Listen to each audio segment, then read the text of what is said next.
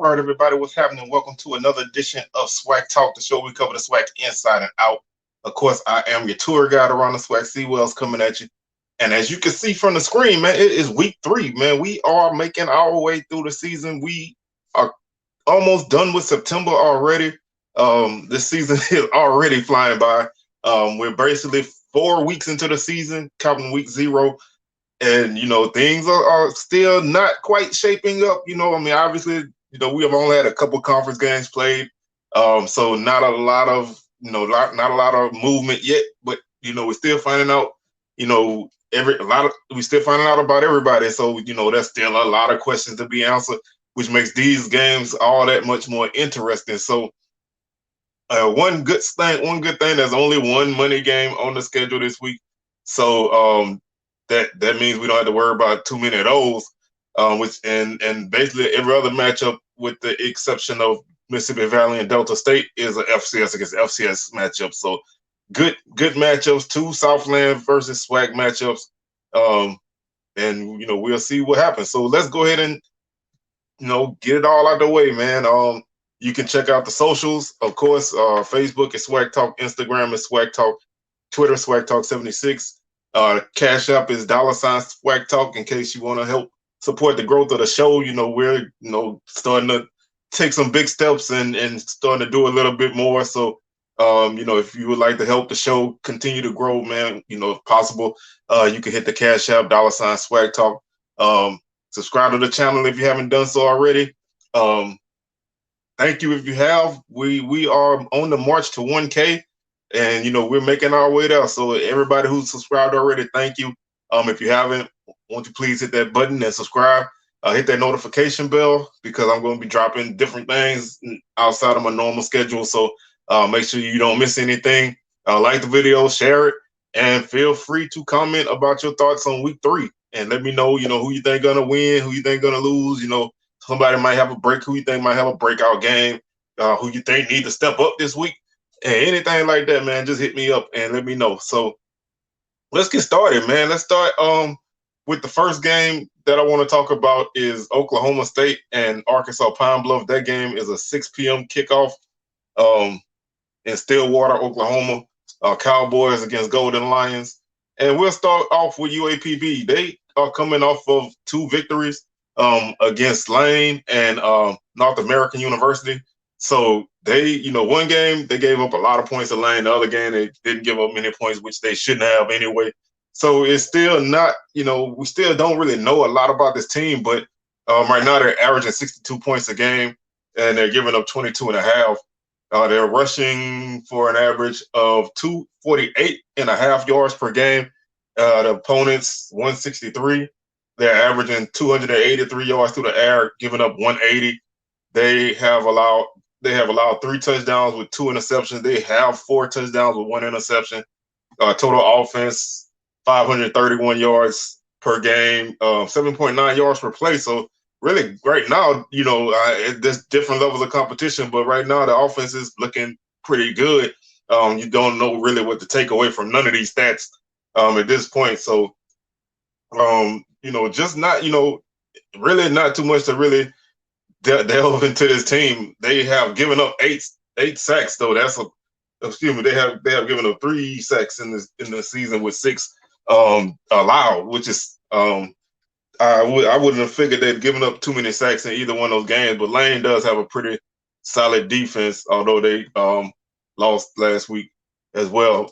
Individually, Kayvon Britton is the leading rusher. He's averaging 129 yards per game, 259 yards total, 6.8 yards per carry, and 4 touchdowns. So he's the only guy right now with any real yardage.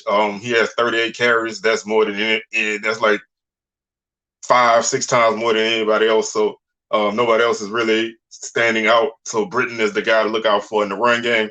Obviously, Skylar Perry is the quarterback, 265 with 26 of 38. I don't know why I put that 5 in there.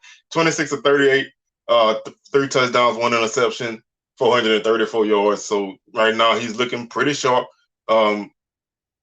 Completion percentage is at 68 right now, so that's a good thing for him. We'll see if he can keep that up.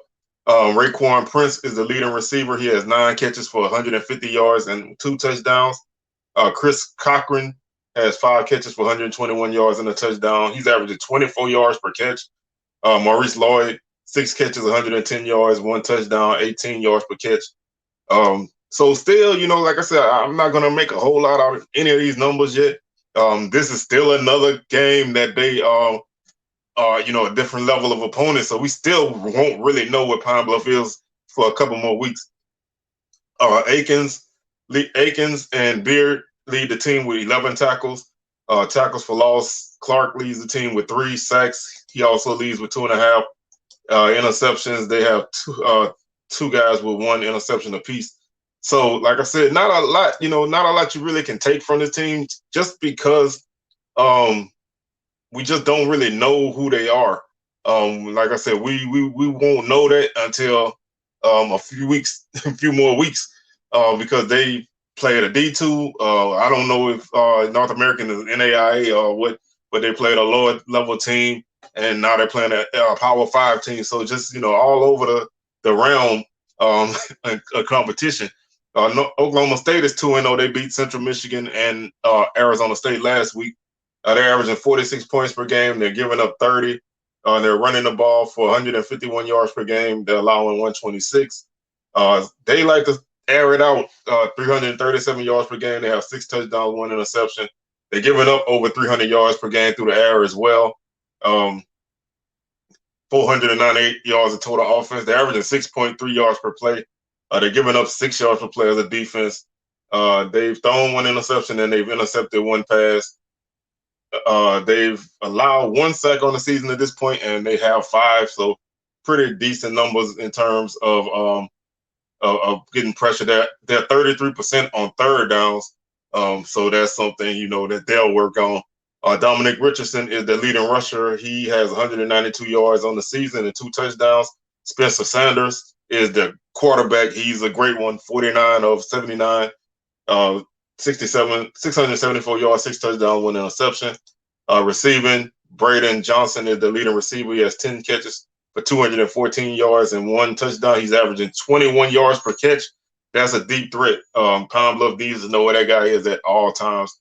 Cobb leads the team with 20 tackles. Taylor leads the team with 16, 3.5 tackles for loss for Cobb. Lacey leads the team with 5 tackles for loss and 2 sacks as well, along with Oliver. He also has 2 sacks. Interception is by Daniel. So, the games like this, they are what they are. You just kind of want to get in and get out.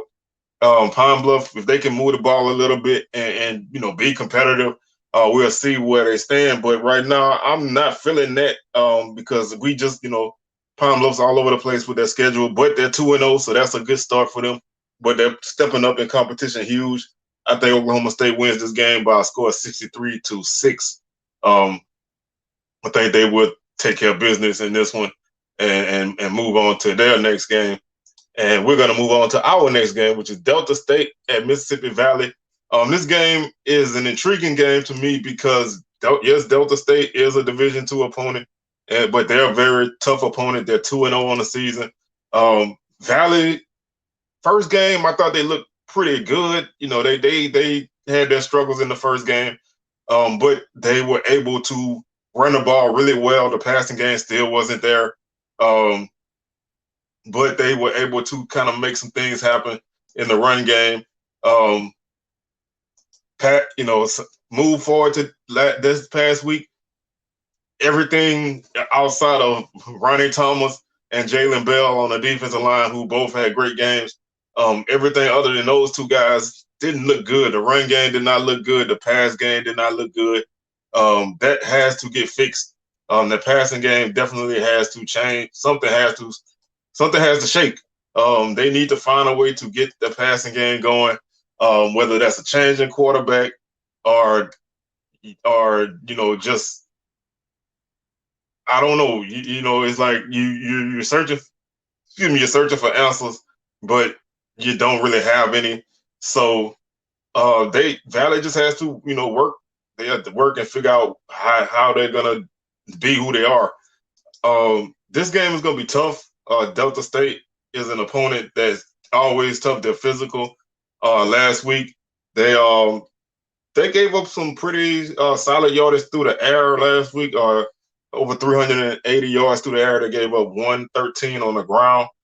They ran the ball for over 245 yards in that game, and they threw for 296. So they were pretty balanced. 541 yards. They gave up 85 plays, so they were on the field a long time as a defense. Delta State averaged 8.3 yards per play in that game, giving up 5.8. They had 4 sacks in this game, so Valley's gonna have to be aware of their defensive line. They were 6 of 9 on third down, so they were very efficient.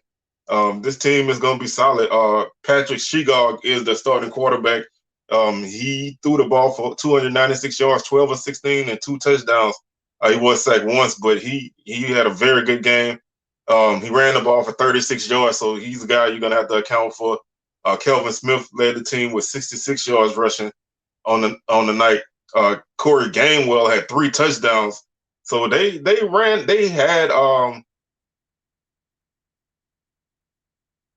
had 9 people get a carry in this game, so they want to run the football.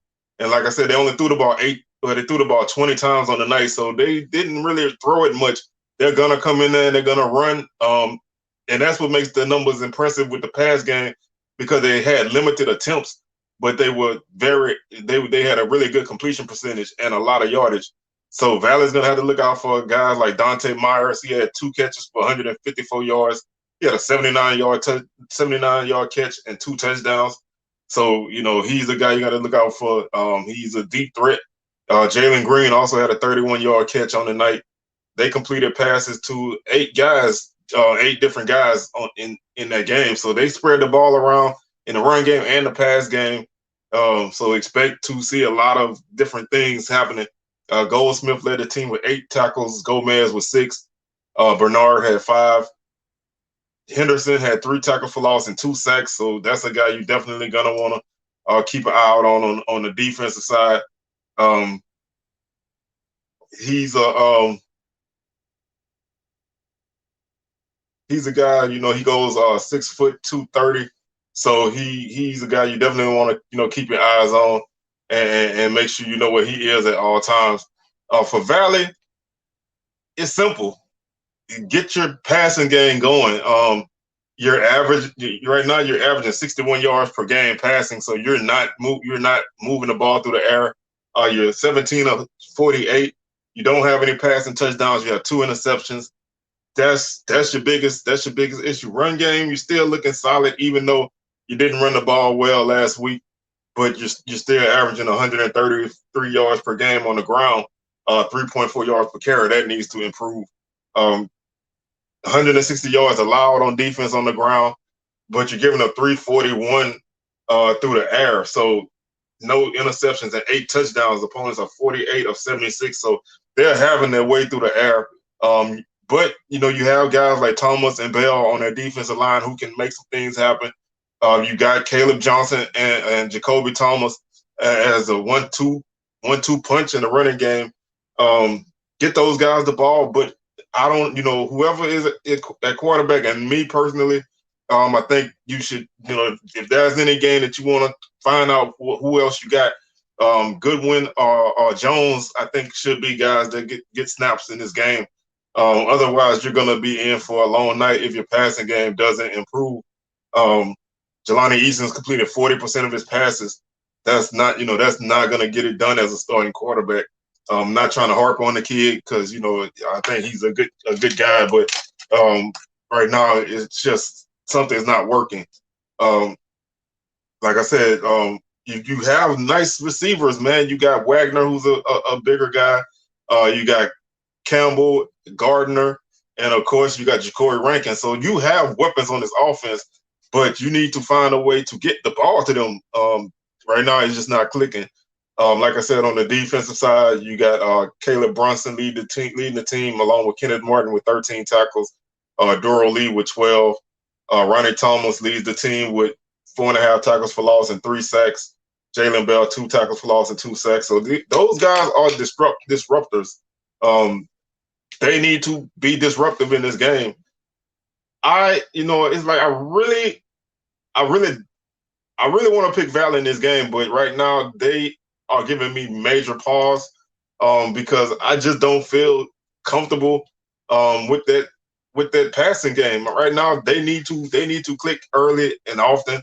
Um, Otherwise, I just feel like this is not going to be a good matchup for them. When you leave your defense on the field so much, they're gonna wear down. And if you're giving up big plays on defense and you're giving the ball back to your offense and you're not scoring, it's a recipe for disaster. I think this is going to be a physical game. I know Delta State is going to be fired up. Valley has to rebound from last week and get themselves back on track. Unfortunately, and I really don't want to do this, but unfortunately, I'm picking Delta State right now by a score of 21-14. I do think the offense will look better, but this Delta State offense is explosive, and as you know, they can match up well with an FCS opponent. So this is no pushover D2 team, and they're gonna come to win. So Valley has to strap it up and be ready because Delta State's coming for them. So I just that offense just gives me so much pause right now. So I'm going with Delta State in this game, but I hope Valley can get it together and pull out this victory. The next game we have is Austin Peay at Alabama A&M. Austin Peay is playing really good football. This is a team that can score. Their offense is explosive. They put up 27 points against Western Kentucky. They put up 63 against Presbyterian, which was a shutout. They put up 41 against Valley, which was a shutout. So they've shut out both of their FCS opponents. So they are playing some good defense against teams that are on their level. The offense is really explosive.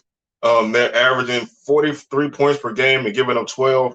They're running the ball for an average of 188 yards per game. They're giving up 88 yards on the ground. They average 282 yards per game through the air. They have 12 touchdowns on the season and 2 interceptions. The opponents, 152 yards per game, 4 touchdowns, 3 interceptions. Total offense, 480 yards per game to 241. The Governors are averaging 6 yards per play, so they are moving the ball. Defensively, they're only allowing 3.9. They have registered 2 sacks on the season, but they're giving up 2 sacks on the season, and they have 13. So they're getting to the quarterback big time. They are a very aggressive defense. I think sometimes they may be too aggressive. They seem like they really try to jump any route and go for picks.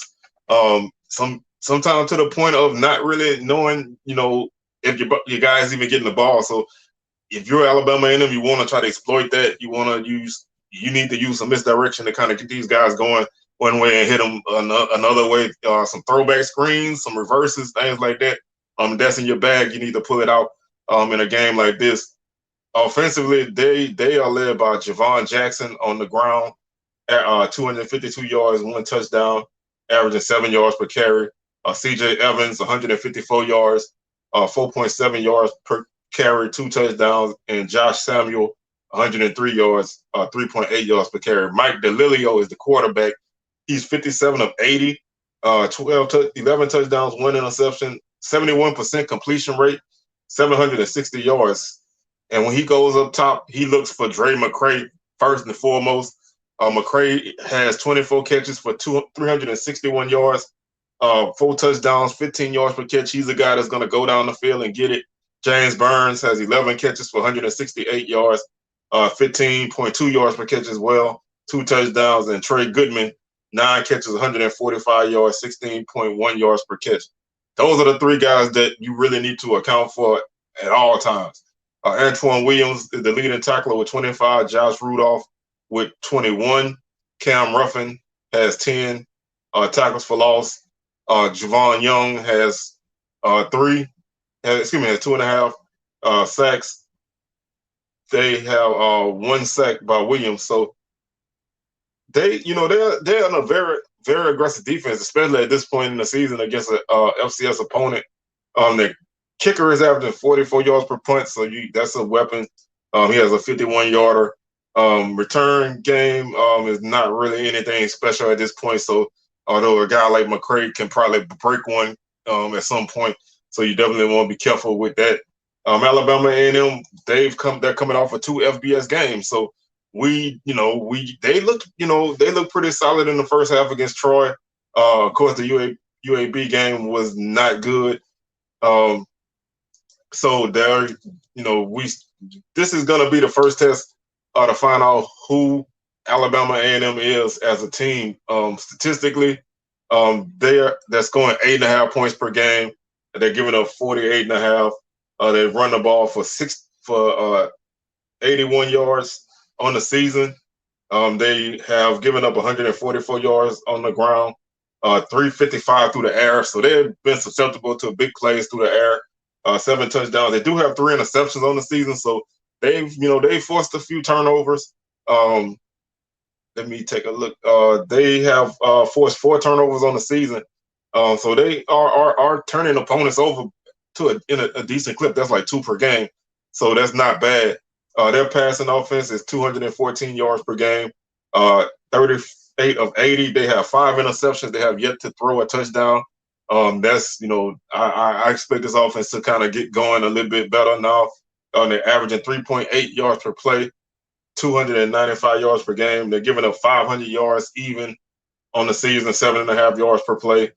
Right now, they are not converting third downs. They're 27%. They're giving up 40%. They have 3 sacks on the season, and they've given up 7. So, this is, like I said, this is going to be their first test. Harold Jemison right now leads the team with 44 yards along with Gary Quarles. They each have a touchdown apiece. Quarles right now, it has to get untracked. He has 1 touchdown right now. He's averaging 1.8 yards per carry. You're going to need that guy to get this offense going. I don't know if they're going with Langford or Casey at quarterback. Right now, Langford is 16 of 32. No touchdowns, 2 interceptions. 182 yards. Casey, 10 of 26. No touchdowns, 2 interceptions, 132 yards. Langford has 3 interceptions on the season. So somebody has to step up. Like I said before, in the offseason, this team does have weapons. Isaiah Cox right now is the leading receiver along with Keenan Hambrick. They both have 5 catches. Cox has 153 yards. He's averaging 30 yards per catch. So at this early point in the season, he's hit some big plays. Hambrick's averaging over 16 yards per catch. That they need to get going on offense. Defensively, they did not look that bad against Troy. So, I think they can step up. Dimitri Biambi right now leads the team along with Dennis Fisher and Chancellor Smith. They all have 8 tackles on the season. Douglas and Hayes each have 2 tackles for loss. And Douglas leads the team with 2 sacks. And they have interceptions from Douglas, Rice, and Eberhard. So this should be a better matchup for Alabama A&M. But this Austin Peay team right now is playing some really, really good football.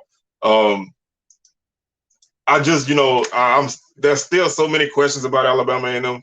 They have to get their offense going, which is something I don't really think anybody thought they would just go ham offensively against FBS opponents, but they're not looking that sharp right now, so they really have to get going. Defensively, they're not as bad as they didn't play as bad in the second game as they did in the first game, so that's a good level of improvement, but they're going to be challenged through the air, which is where they've been gashed the most this season. So that's a big mismatch to me right now for Austin Peay to have a great passing offense against this A&M secondary, and I think they're going to feast. I like Austin Peay by a score of 34-20. I think Alabama A&M is going to look better. This is their first game at home, so you can kind of expect them to play a lot better. They'll be more competitive. And if they can slow down that Austin Peay offense and get their offense going, get the running game going, get the pass, get something positive out your passing game, and let your quarterbacks grow and develop, because neither one of these guys has a lot of college experience. That's one thing to keep in mind. These guys are both growing and learning on the job. So that first two games is a tough task for anybody. Two FBS games back to back, that's tough for anybody. So, right now I think A&M still trying to figure some things out, but they're putting themselves in a position to where they can be successful at home. So I like the Bulldogs to improve, but I don't think they'll be able to get the W in this game. My next game is Incarnate Word at Prairie View. This is a really good matchup for a non-conference game. Prairie View has been scheduling some really good non-conference games the last few years, taking advantage of the fact that there are so many schools in Texas on the FCS level. So they've been playing a lot of those teams. Incarnate Word is on fire right now. They offensively are scoring a lot of points. They're averaging 59 points per game. They have an FBS win. They beat Nevada last week. So they are riding high. They really, they're putting a lot of points on the board. So you're gonna have to play really good defense in this game. And Prairie View's defense has been sound, and we'll talk about that in a minute. But this team put up 64 points on the number 9 team in the country at that time at the beginning of the season when they played Southern Illinois. They put up 63 points in that game, and they put up 55 on Nevada. So you put up 55 on the FBS team, that's a great offensive attack. Defensively, they give up points. They gave up 29 to Southern Illinois, and they gave up 41 to Nevada. So the defense is susceptible, but the offense is a machine right now. They are getting it done through the air. They're averaging 428 yards through the game. They have 10 touchdowns on the season and 1 interception. They're running the ball for about 154 yards per game. They're averaging 4.3 yards per carry. Defensively, you can get them through the air a bit. 255 on the season. They have allowed 3 touchdowns and 1 interception. Opponents are running the ball for 148 yards per game, only 2.8 yards per carry. So it's work to move the ball on the ground against them.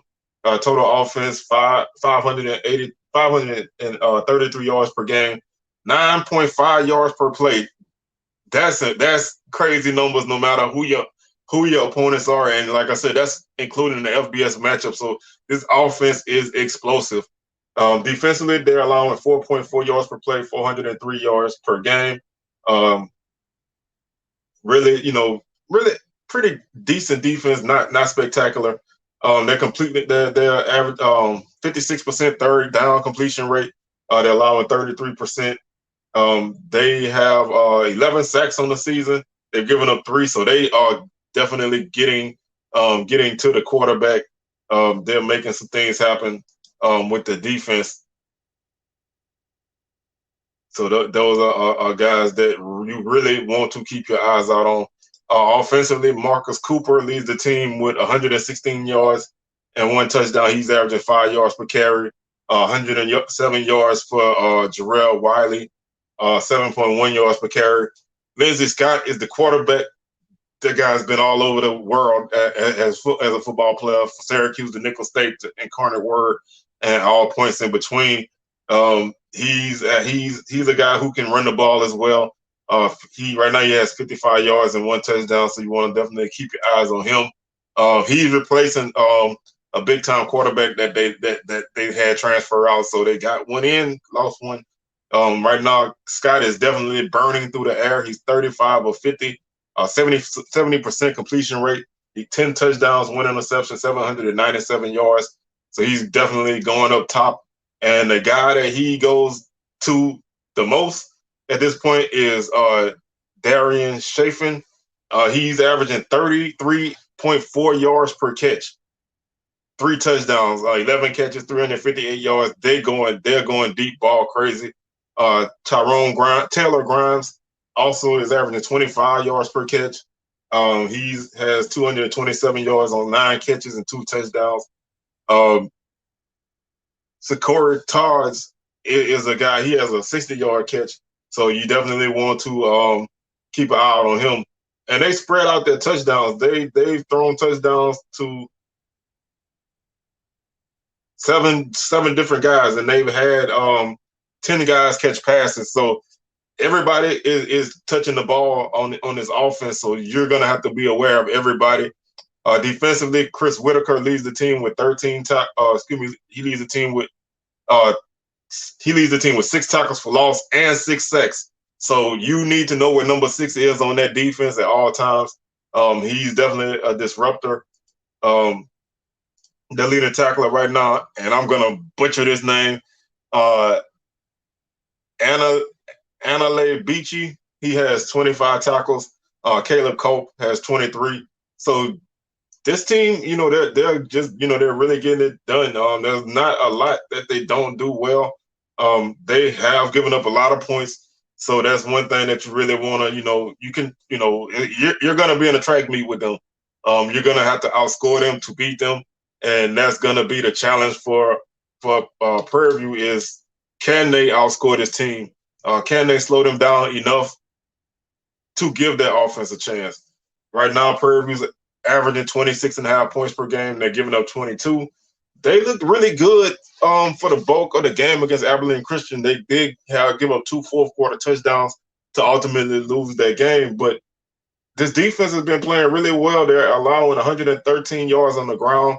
Prairie View's averaging 248 yards per game on the ground. They're averaging 5 yards per carry. The opponent's averaging 3.3. The passing game, obviously they did not have a really good passing attack against Prairie View, so the numbers are not that great. 124 yards per game right now, one touchdown, 3 interceptions. The opponents 139 yards per game, 2 touchdowns and 4 interceptions. So Prairie View's definitely been forcing some turnovers. They forced 5 turnovers on the season. They turned it over 4 times. So right now they're winning the turnover margin. This team, they had a game against Texas Southern that was kind of an unorthodox type of game, but they found a way to win and put up a lot of points in that game, and then they played a hard-fought knockdown game against Abilene Christian. So I think this team is gonna be a team that's gonna play physical defense, and they're gonna run the ball. Connolly, 158 yards as the quarterback, rushing 6.9 yards per carry, 2 touchdowns. Antoine, 147 yards. 4.6 yards per carry, 1 touchdown. Stewart, 119 yards, 5.4 yards per carry, 2 touchdowns. That's a 3-headed monster in the run game, and they are not afraid to use them. Connolly, he's 22 of 44 passing, 1 touchdown, 2 interceptions, 249 yards. So the bulk of that came against Abilene Christian. Jalen Howard is their guy. He can go deep. He's averaging 18.7 yards per catch. 1 touchdown. He has 4 catches for 75 yards. Jordan Johnson, 5 catches, 61 yards. And Xavier Johnson, 5 catches, 61 yards. Ty Holden, 4 catches, 44 yards. Defensively, this defense is very, very sound. They are aggressive, and they will hit you. Johnson, 15 tackles, leads the team. Brown, 13. Moore, 10. Shanko, 10. Tackles for loss right now, Johnson 2.5, Reese 2.5, Tyler 2.5 sacks. Tyler, Victorian, and Obi each have 1 sack apiece. Interceptions. Smith has 2, and Shanko has 1, along with Pearson. And the special teams has been very solid too. That this team is looking, like they're looking like a team that's gonna contend. So I look at this game as a battle of styles. You have a team in Incarnate Word that really wants to basically play basketball on turf. They are gonna score points, but they're gonna give up points. So Prairie View's offense should be able to generate some yardage and some points. But I just think right now that Incarnate Word offense is really flying high. I think Prairie View's gonna slow them down, but not stop them. I say 31-21. Now, if Prairie View can dictate the pace and tempo of this game, I give them a better chance of winning this game. But right now, I feel like Incarnate Word is the team that's going to win this game. The next game we have is Alcorn at Mcneese. Alcorn coming off of a game against Tulane where they got shut out 52-0. Mcneese is winless right now. They're also 0-2. They lost to Rice last week, 52-10, and they lost to Montana State, 40-17. So they're not playing. They're not playing really good football right now. Alcorn had a really solid game against Stephen F. Austin that they lost late, and then against Tulane they just did not show up. So neither team is coming in flying high. Somebody's gonna have to win this game.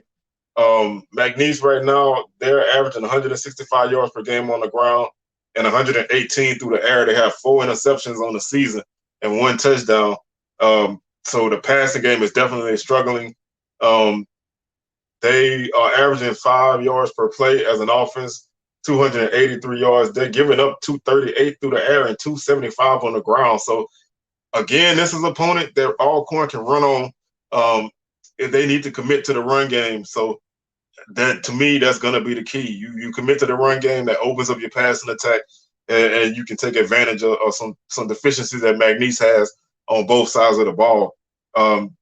Mcneese has given up 10 sacks on the season, so they're not protecting the quarterback well. They only have 2 sacks as a defense. They fumbled 3 times on the season, so that gives them 7 turnovers, and they have recovered 2 fumbles. So they're turning the ball over a lot. They're giving up sacks. They're not really moving the ball consistently. So this is a game if Alcorn could come out and play focus and take care of the football themselves, you give yourself a really good chance in this game. You give yourself a really good chance in this game. Mcneese is led by Deontay McMahon on the ground. He has 166 yards and 1 touchdown. He's averaging 12.8 yards per carry. So he's broken off some big plays. He has a 62-yard run. D'Angelo Durham has 137 yards. He's averaging 12.7 yards per carry. He also has a 75-yard run. Those are guys that you're gonna have to account for as a defense. The passing attack is led by Knox Kadum. He's 16 of 33, 181 yards, 1 touchdown, 3 interceptions, completing 48% of his passes. Cam Ransom is a guy a lot of people thought would really get the job done for them, but he's struggling right now. He's completing 45% of his passes, 1 touchdown, and no touchdowns and 1 interception. The leading receiver, Josh Matthews, 4 catches, 109 yards, 1 touchdown. Defensively, Cordell Williams leads the team with 21 tackles. Enos Lewis with 16. Tyler Barnes with 15. Tackles for loss, Williams, 3.5. Sacks by Willis Dalton and Kinsey. They each have 1.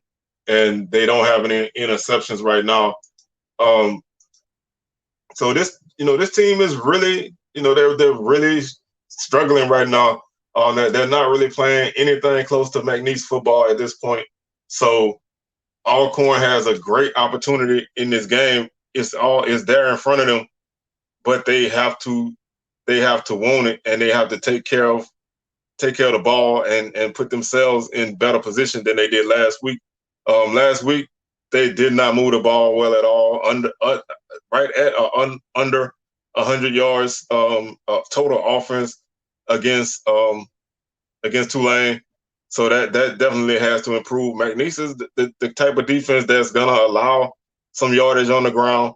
Alcorn can run the ball against an FCS opponent. They proved that against Stephen F. Austin. Right now they're still running for 175 yards per game. They're at 104 passing. They're giving up 155 on the ground and 313 through the air. So they have been susceptible to big plays through the air, but right now Mcneese passing game doesn't really scare me that much. Alcorn's averaging 5 yards per play. They're giving up 6.2 yards per play. Alcorn has registered 2 sacks on the season, and they're giving up 2 sacks. So the offensive line is playing really well at protecting the quarterback, or the defensive line can stand to generate a little bit more pressure. But they're coming along. Third downs have been their downfall, 24%. Special teams was the downfall against Stephen F. Austin. They were playing a punter who doesn't normally play, so hopefully that situation is worked out. because you're going to need guys like that in this game. Jarvion Howard and Nico Duffy are all the guys who are your go-to guys. Howard right now has over 200 yards rushing and 7.1 yards per carry. Aaron Allen is the quarterback at this point. Markevis Quinn did get some snaps against Tulane, but I think Allen's going to be the guy. Right now, his numbers are not that good. 15 or 36, 41% completion rate, 174 yards, 2 touchdowns, 2 interceptions. Those numbers are going to have to improve. You have weapons at receiver. C.J. Bolar, 4 catches, 58 yards, 14 yards per catch. Malik Rogers, 2 catches, 51 yards. Warren Anthony, 3 catches, 42 yards and a touchdown. You have the McNair brothers as well. Howard can catch the ball out the backfield. Duffy can catch the ball out the backfield. You just have to get these guys involved. Ellis leads the team with 18 tackles. James, 16. Charles, 12. Kinsler, 11. Tackles for loss. James, 3.5. Charles, 3.5. James has 1.5 sacks. They don't have any interceptions at this point. But they have a guy like Kinsler in the secondary who is a game changer. So he can probably have a good game in this game if he can, if the defensive line can get some pressure and force these quarterbacks from Mcneese to continue to make the bad decisions that they've been making. It's tough to play in Lake Charles, but I think Alcorn can pull this game out. If they play more like they did against Stephen F. Austin, where they were really solid on the run game, in the pass game was enough. They'll find themselves in a winning position, and I like Alcorn in this game by a score of 27-17. Like I said, Mcneese is not playing Mcneese football anywhere near where they used to be.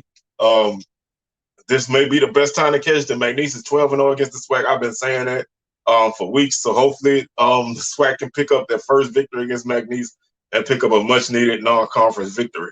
The next game we have is Southern and Texas Southern. These two teams are kind of in different, they're in different directions. We don't know what Southern is, honestly. I mean, we got an idea, but they played a NAIA school and then a Power 5 school, so they're somewhere in the middle. They showed some flashes against LSU. They did have 4 turnovers in the game, especially in the first quarter, and a block punt. So they had a rough first quarter, third quarter. In the second half, they played pretty well. They still ran the ball for over 200 yards. Southern's gonna run the football. That's what they want to do. So that's a solid thing. They want to get after the quarterback. Right now they have 3 sacks right now Southern has 6 sacks on the season, and they've given up 3. They have, like I said, fumbled 4 times and threw 2 interceptions, including a pick 6 against LSU. Defensively, Southern has forced 5 turnovers. They've scored on 3 of those 5 touchdowns, 3 of those 5 turnovers. So this defense, if they get the ball, they're looking to score points. They have 2 pick 6s and a scoop and score on a fumble. So you can expect if they get turnovers, they're going to try to take it back the other way. The running game is solid. They're averaging 299 on the ground. That's including 202 yards against LSU. So really solid run game for Southern. They're going to be good on the ground, 7.5 yards per carry. They're giving up 130 yards per game on the ground, 3.7 yards per carry. They're passing the ball for 138 per game, 3 touchdowns, 2 interceptions. That's something that you want to see improve. You want to see Southern kind of pass the ball a little bit better. They're averaging 7.1 yards per play, 437 yards. They're giving up 4.8 yards per play, 321 yards per game, 190 yards per game through the air for the opponents, 3 touchdowns, 4 interceptions. Southern's at 33% on third downs. That's something to keep an eye out on, especially, like I said, they're on a like opponent now, so you'll get a better idea of who they are offensively. They're giving up 32% third downs, which is very solid when you consider you just played LSU. You still you only gave up eight third downs, because I think I don't think Florida Memorial converted a third down, or maybe 1. So Southern was pretty solid on third down when they kept themselves in solid down and distance as a defense. Gerard Sims is the guy at running back. He's averaging 6.5 yards per carry, 163 yards, 2 touchdowns. Bashawn McCray, 125 yards, 8.3 yards per carry, 1 touchdown. He's definitely a weapon at quarterback running the ball, so he can be a factor in this game. But Kenrick Rhymes, 6.4 yards per carry, 115 yards on the season, 2 touchdowns. So there's guys to run the ball. McCray, right now, numbers aren't great passing, 16 of 28, 2 touchdowns, 1 interception, 140 yards. Sims right now is the leading receiver with 4 catches, Dyson with 2, August Pete with 2, Chandler Whitfield with 5. Defensively, Southern strength right now is the defensive line. You're gonna have to block Jason Dumas, Jordan Lewis. Cam Peterson's been playing pretty well. Trey Lang's a guy on the outside with speed that you're gonna have to account for. The secondary has been pretty solid. They gave up some big plays against LSU, but they also made some plays, 2 interceptions. They got great pressure on LSU's second unit, forced 2 very bad throws due to pressure.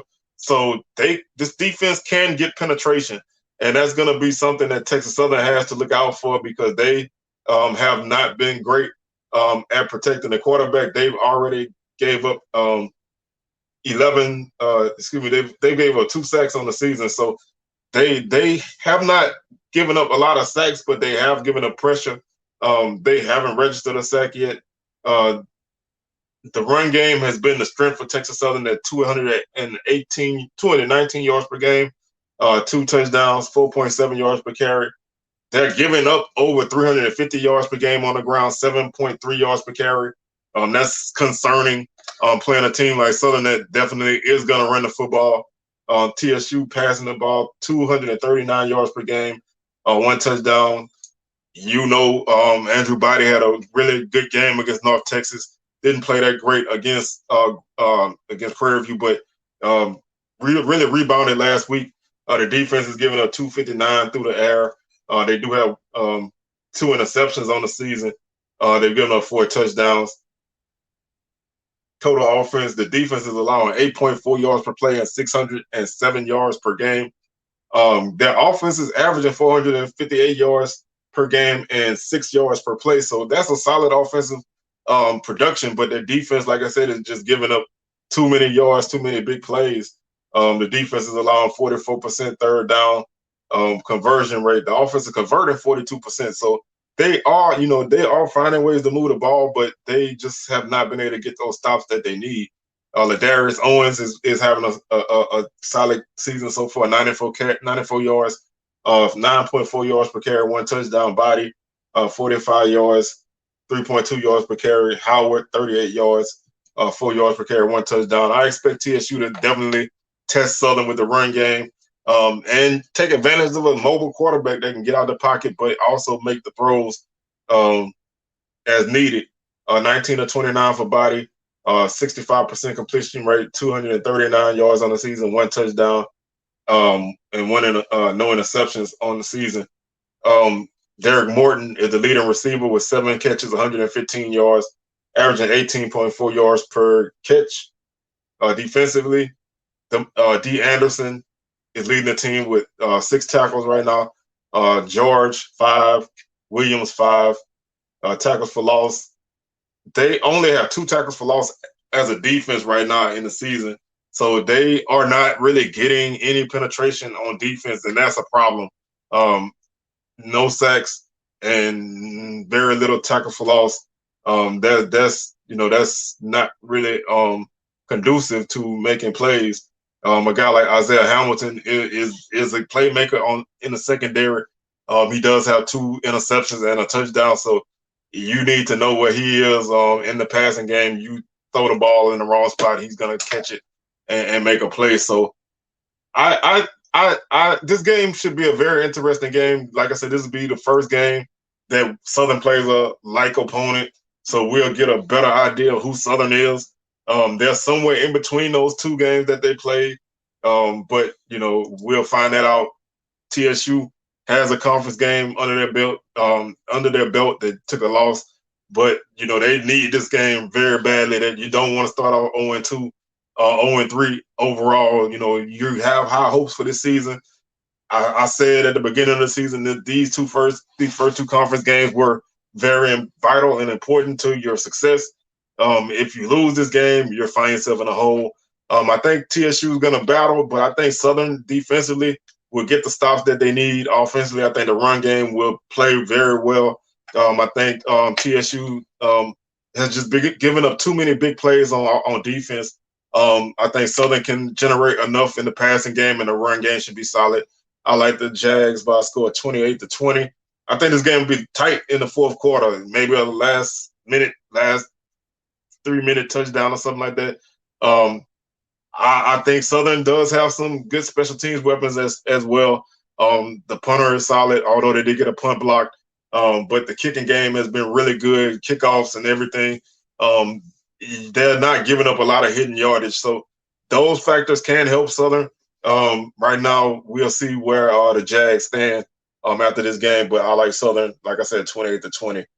The final game on our schedule, and I went way longer than I wanted to on this show, so y'all, I apologize. But this game is the game of the week. Grambling and Jackson hooking up in Jackson. Big game for really big game to me for Grambling. This game to me gives Grambling an opportunity to show who they are. You know, this is a non-conference game, so you know I keep saying half jokingly that you know a loss doesn't hurt Grambling overall. But this game is one of those games that is a litmus test. JSU defense is amazing right now. They're playing very, very good defense, have not allowed a touchdown, only allowed 6 points on the season. So Grambling, you know, they had a really good first half against Northwestern State. So can they carry that over? They have some guys on their offense, and I'm gonna run through a couple guys who to look out for. But right now, because of that, you know, bad game against Arkansas State, the numbers don't look great. 97.5 yards per game rushing, 3.4 yards per carry. They 248 on the ground as an opponent, 5 yards per carry, 171 yards per game passing, 18 of 43, 3 touchdowns, 1 interception. They're giving up 250 through the air, 4 touchdowns, 2 interceptions, 46 of 71. Offensively, 5.3 yards per play, 268 yards per game. Defensively, 498 yards per game, 5.9 yards per play. Grambling's converting 20% on third down. That's huge. That number definitely has to improve. And that's including a game that you won 47-21, and you're just not really converting third downs right now at a good clip. So that has to improve. And it's going to be tough against a defense like JSU. But Grambling's defense is allowing 33% on third down, so that's pretty good. Grambling has 3 sacks on the season and has allowed 4. So this offensive line is going to be tested. The run game is led by Maurice Washington. He has 96 yards on the season, 2 touchdowns. He's averaging 12 yards per carry, so he can break one. Floyd Chalk, 46 yards, 3.3 yards per carry. Chance Williams, 46 yards, 3.1 yards per carry, and 1 touchdown. I think Harkins is gonna be the guy that is the quarterback from this point on. He was 16 of 30, 339 yards, 3 touchdowns, no interceptions. So really good numbers for him. He's a guy I would expect to really help this offense. But he's gonna have some ups and downs. And this is gonna be a tough game. Right now, Chance Williams has 119 yards receiving it. J.R. Waters, 55 yards on 5 catches. Lyndon Rash, 98 yards on 3 catches and an 83-yard touchdown. 71-yard catch for Waters. So they have some explosive plays. Chance Williams, a 78-yard pass. So 3 passes over 70 yards. So far, they can be explosive. Lewis Matthews leads the defense with 20 tackles. Quiet, 11. Reed, 11. Tackles for loss. Matthews leads the team with 4.5. Quiet and Reed each have 2. Sunday Anderson has 2 tackles for loss. Anderson, Kusar, and Powell each have 1 sack apiece to lead the team. And Thomas and Lee have interceptions to lead the team. JSU, like I said, they're led by a strong defense. They're giving up 3 points per game. The offense is not shabby, obviously. putting up the numbers they did against FAMU. They left a lot of points on the field against TSU last week. They're still averaging 37.5 points per game, 140 yards on the ground, 3.9 yards per carry. They're only giving up 13 yards per game running. So you are really struggling to run the football against this defense. Now the bulk of those that lost yardage is due to sacks. So you're definitely gonna have to protect your quarterback 300 yards through the air for the offense. JSU has yet to throw an interception, 6 touchdowns, no interceptions, 60 of 79. The opponents 130 yards through the air. No touchdowns, 2 interceptions, 206 yards, 260 yards total. The offense is averaging 5.9 yards per play, 444 yards per game. The opponent's 2.3 yards per play, 143 yards per game. The opponents are converting 23% on third down. So, like I said, Grambling has not been good on third down so far this year. This defense is great on third down. Offensively, they're still kind of struggling on third down at 37%, 10 of 27. So if you can get them in a third down, you may be able to make something happen. But they are 3 of 5 on fourth down. They have fumbled the ball 5 times and lost 2. The opponents have fumbled 3 times and lost 2. So they do have a positive turnover margin of 2. They have 13 sacks on the season right now, so including 8 last week. So Grambling has to protect the quarterback. Whoever the quarterback is, he needs to be decisive. You probably want to give him some things quick to get the ball out of his hands. Take advantage of those backs that you have that can catch the ball and make some plays. You're going to have to do something to slow this defense down. Jackson State has allowed 3 sacks on the season right now. Savion Wilkerson is the leading rusher with 131 yards, 5.5 yards per carry. Santee Marshall has 67 yards, 4.5 yards per carry. Shador Sanders, 59 of 77, 76% completion rate, 6 touchdowns, no interceptions. Receiving, like I said, they have a lot of guys. Shane Hooks, 15 catches, 140 yards, 2 touchdowns. Dallas Daniels, 11 catches, 110 yards, 1 touchdown. Willie Gaines, 3 catches, 76 yards, and a touchdown. Kevin Coleman, 6 catches. Cameron Buckley, 6 catches. The name, it goes on and on at receiver. So Grambling's defense is going to be busy. Silman Craig leads the team with 16 tackles. Aubrey Miller, 13. He's going to patrol that middle and lay lumber when he gets to you. Barron Hobson's playing well. 9 tackles. Niles Gaddy had a huge game against Tennessee State. Right now, he has 4.5 sacks on the season, 5 tackles for loss, which leads the team. The sacks lead the team, obviously. And he has 8 tackles right now. So he is playing very well. Justin Reagan's playing well.